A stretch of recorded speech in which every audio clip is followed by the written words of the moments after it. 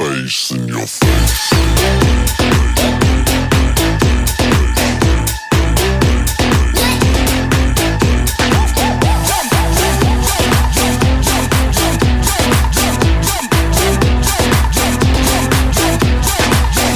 What the hell is going on down there?